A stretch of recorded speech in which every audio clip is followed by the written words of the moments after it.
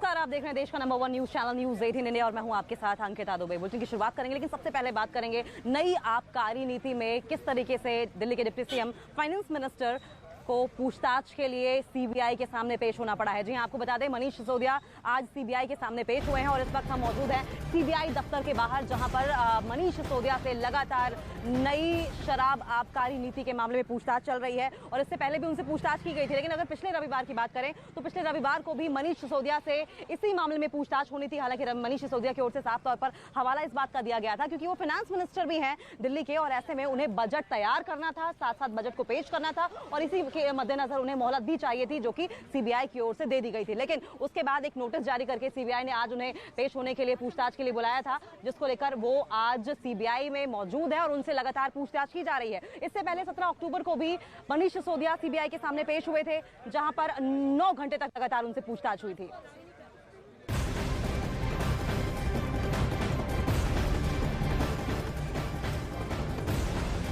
तो लगभग 2 घंटे हो चुके हैं और मनीष सिसोदिया सीबीआई ऑफिस के अंदर मौजूद है, जहां पर उनसे पूछताछ की जा रही है। तमाम ऐसे सवाल होंगे जो कि उनके सामने रखे जाएंगे। बताया जा रहा है 2 डिप्टी एसपी इस मामले में उनसे पूछताछ कर रहे हैं। नए सबूत हैं, नए गवाह हैं जिनके आधार पर उनसे पूछताछ की जा रही है। लेकिन जो सूत्रों के हवाले से खबर मिल रही है, सीबीआई सूत्रों के हवाले से खबर मिल रही है न्यूज 18 इंडिया को, वो ये कि उनसे इलेक्ट्रॉनिक गैजेट्स और जो तमाम सबूत मिले हैं उनको लेकर पूछताछ की जा रही है और किस तरीके से नई आबकारी नीति में ये जो गैजेट्स हैं वो इंपॉर्टेंट साबित हो सकते हैं। इसी के मद्देनजर उनसे पूछताछ की जा रही है। और इस वक्त की बड़ी अपडेट आपको बता दें कि अब गैजेट्स जो इलेक्ट्रॉनिक आइटम्स हैं उनमें क्या कुछ इस वक्त प्रूफ मौजूद हो सकते हैं, इस पर बातचीत की जा रही है। इसी आधार पर उनसे बातचीत हो रही है, इन्वेस्टिगेशन हो रही है। लेकिन इसी खबर पर और ज्यादा जानकारी के लिए हमारे साथ सहयोगी आनंद तिवारी बहुत ही क्लोजली इस इशू को मॉनिटर कर रहे हैं, इस खबर पर नजर बनाए हुए। आनंद, जो जानकारी मिल रही है वो ये कि इलेक्ट्रॉनिक गैजेट्स के आधार पर इस वक्त पूछताछ चल रही है।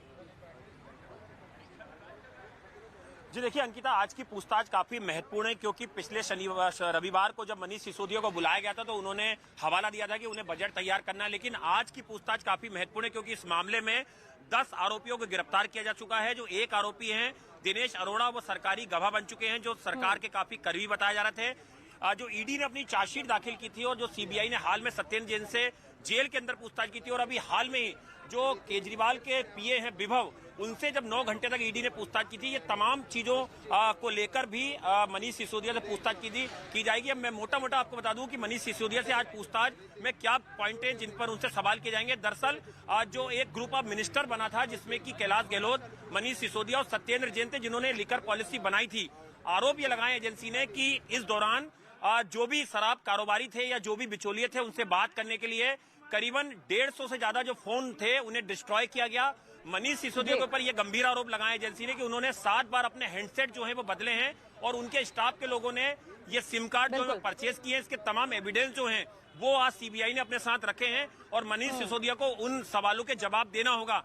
उन सवालों के मनीष सिसोदिया क्या जवाब देते हैं काफी महत्वपूर्ण होगा। और आज की पूछताछ उसी पर टिकी हुई है क्योंकि इस पूरे मामले में साउथ की लॉबी का भी नाम आया था, जो वहां की एक लिकर कंपनी थी, उसमें किस तरह से 100 करोड़ रुपए की किकबैक दी गई और ईडी ने अपनी चार्जशीट में ये बात का भी जिक्र करा है कि उसमें 30 करोड़ रुपए जो है इलेक्ट्रॉनिक गैजेट्स से रिलेटेड पूछताछ मनीष सिसोदिया के सचिव देवेंद्र शर्मा से भी हो चुकी है। लेकिन आनंद, सबसे इंपॉर्टेंट सवाल ये है कि धारा 144 लागू की गई है, आसपास के इलाकों में कहां की गई है, क्या प्रदर्शन के दौरान कोई डिटेन भी हुआ है। लेकिन सबसे महत्वपूर्ण सवाल ये है कि मनीष सिसोदिया से अब तक कितने घंटे की पूछताछ हो चुकी है।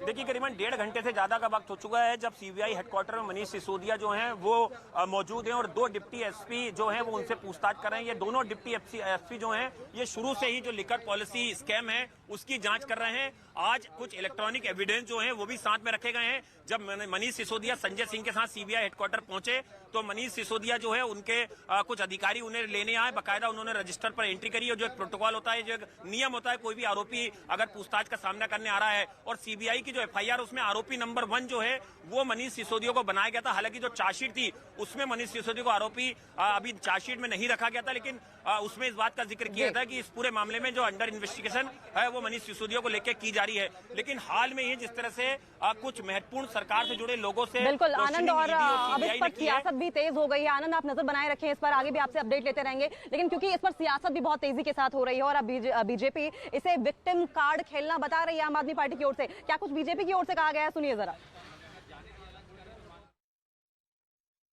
जिस प्रकार का माहौल बनाने की कोशिश आम आदमी पार्टी कर रही है, कभी भारतीय जनता पार्टी को गाली देना, कभी हमारी नेताओं के खिलाफ कहना, एक बात तो स्पष्ट है कि सच्चाई को छुपाने की होड़ में आम आदमी पार्टी इस पूरे जश्न भ्रष्टाचार में लगी हुई है और एक इवेंट मैनेजमेंट के रूप में काम कर रही है।